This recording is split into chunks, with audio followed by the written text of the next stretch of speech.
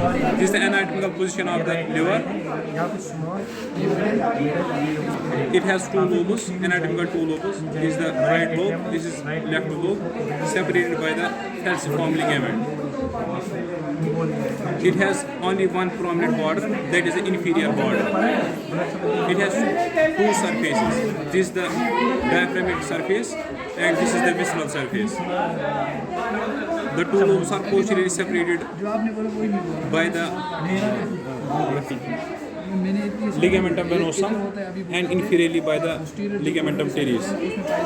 The inferior border has two notches. One is a cystic notch, another is the interlobar notch. Impressions on the right lobe. First, the right lobe has two sublobes. One is the caudate lobe. 230.